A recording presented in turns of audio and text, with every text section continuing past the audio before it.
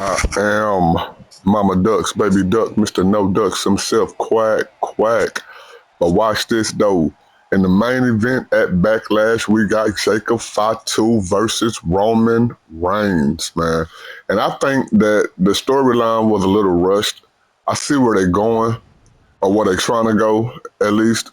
And I think they kind of rushed it. Even making Backlash 3 weeks after WrestleMania, I think it was kind of too soon for a pay per view, but hey, what do I know? Well, y'all know what's going on in the storyline. Jacob Fatu says that he got to feed his family, the people that is within the four walls that he stay in, and that's who he doing it for. Well, Roman Reigns says that he's feeding multiple families. You know what I'm saying? He's making sure that people who are in their own four walls are getting fed by him being the tribal chief. Well, Jacob Fatu say he don't care. He need everything that Roman got. He don't just want it. He need it. You know, he want the money. He want the fame. You know what I'm saying? He want to be in commercials and all that other stuff. He want everything that Roman got. You know. Well, they've been putting on this particular storyline.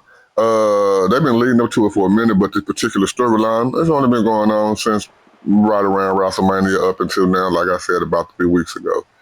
So, Jacob Fatu, they setting this boy up to be a badass, man. So the match kind of started out a little bit slow. You know how Roman Reigns matches do. They trying to tell a story in the ring. They both pretty much just showing their power. Trying to one up each other on the stuff that they doing. But it came a point in the match, man, where Jacob Fatu was bouncing off the ropes to charging Roman Reigns full speed. And Roman Reigns tried to hit him with a clothesline, but Jacob Fatu I'm talking about he ate it. Ate the clothesline like it wasn't nothing. And then he clotheslined Roman, knocked Roman off his feet.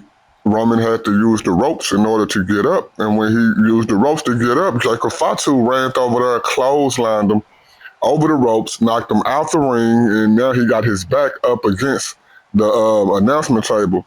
So Jacob Fatu go for a suicide dive, and he hit the suicide dive, but he latched on the tongue and grip at the same time. And when he latched on the tongue and grip, he grabbed Roman Reigns, took his head and hit it against the ring post, man. He threw him in the ring. Roman Reigns ended up getting the offense, ended up getting back on the upper hand. Jacob Fatu all groggly and all that stuff. Roman Reigns gets in the corner. He cocked that arm up. He go for the Superman punch. He hit the Superman punch. He go for the pin. 1, 2.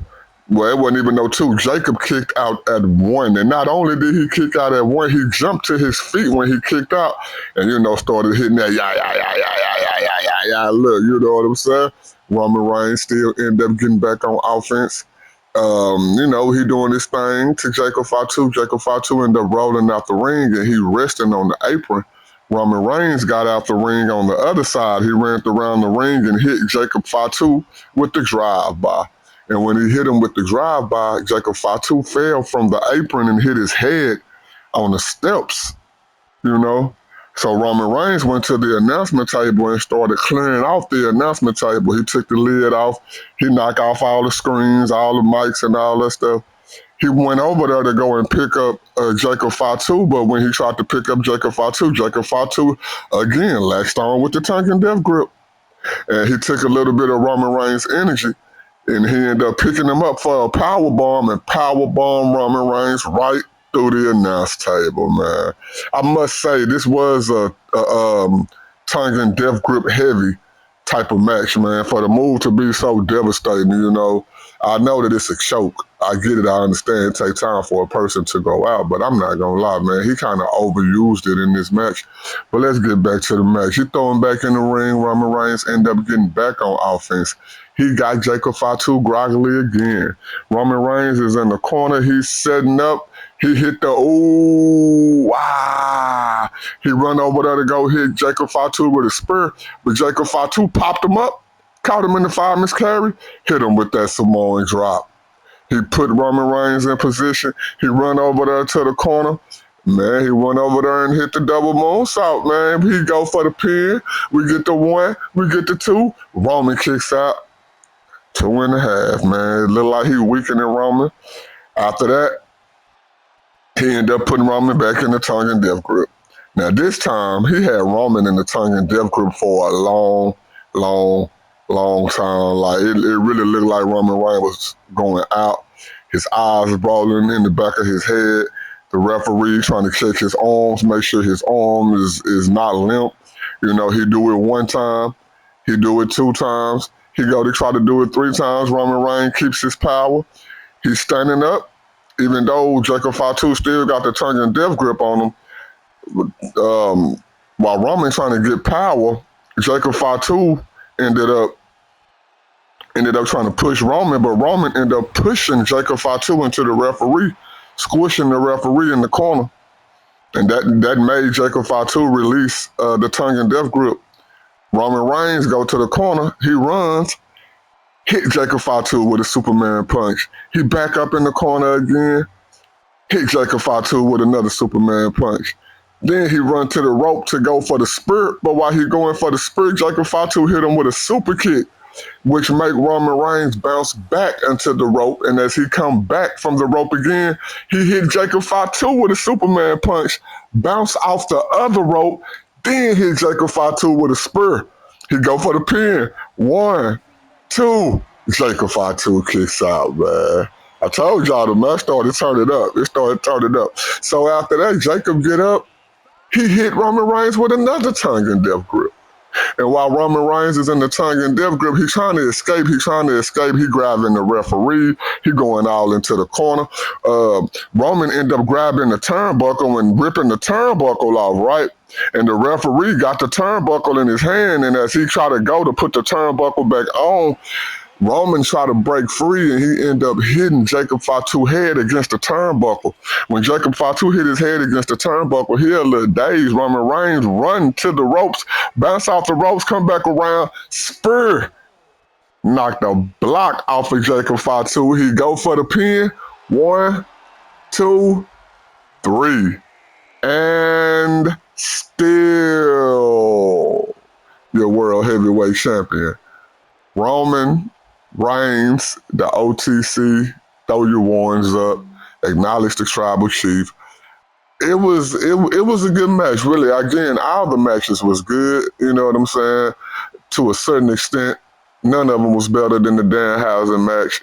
The only reason why I feel like these matches with Roman Reigns and the Seth Rollins and Braun Breaker, you know, and those matches didn't come off the way they came off, definitely think because they was rushed.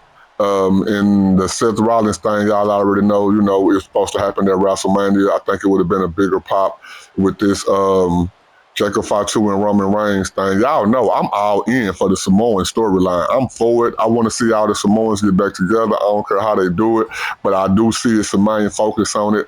Some backstage stuff I heard, man, about them really trying to not necessarily get rid of Roman Reigns, but it seems as if he's not willing to take them same pay cuts like the New Day and some of the other people who they cut from the roster. And it looked like they finna try to make an example out of this dude, man. I hope they don't do this. If they do this, man, I don't know if I'm gonna watch AEW again. I'm gonna just have to be solely.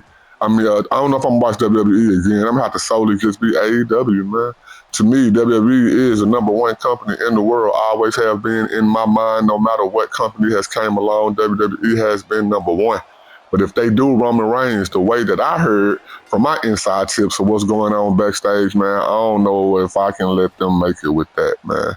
And all the money I spend on this stuff, man, just because I'm a fan. Yeah, they're going to really piss me off if they do this to them. But, hey, it look like they're going to run it back. And we ain't finished yet, man. The match is over. But what happened at the end is still not over, man. Jacob Fatu can't take the fact that he lost. So while Roman Reigns laying there all tired, laying on the ground, and all that good stuff, you know, Jacob Fatu jump him. Then he put him in the tongue and death grip again. But all we got now is one referee. The one referee trying to get Jacob Fatu off of Roman Reigns. He ended up getting him off of Roman Reigns.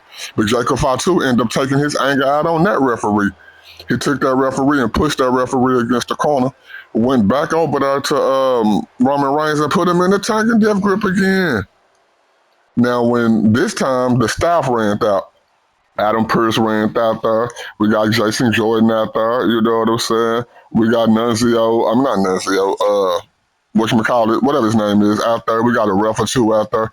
He ended up grabbing Adam Pearce and throwing Adam Pearce out the ring, and then ended up putting Roman Reigns back in the tongue and death grip.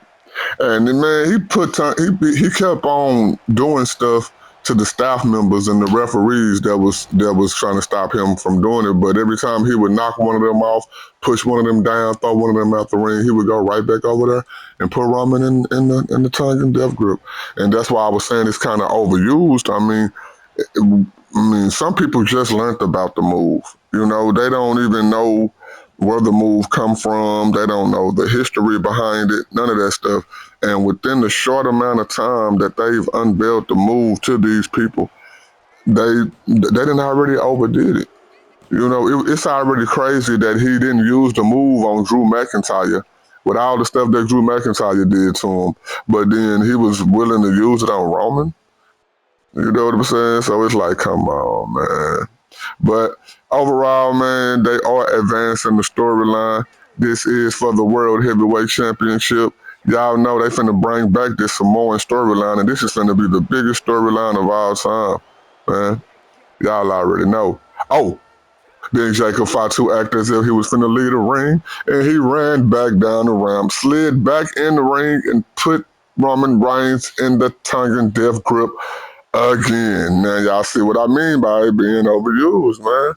It's either gonna be a devastating move where it's killing you, or like, come on, man. Each time Roman was still breathing, I mean, it seemed as if it had his body in a lock, but he never really passed out from it, you know.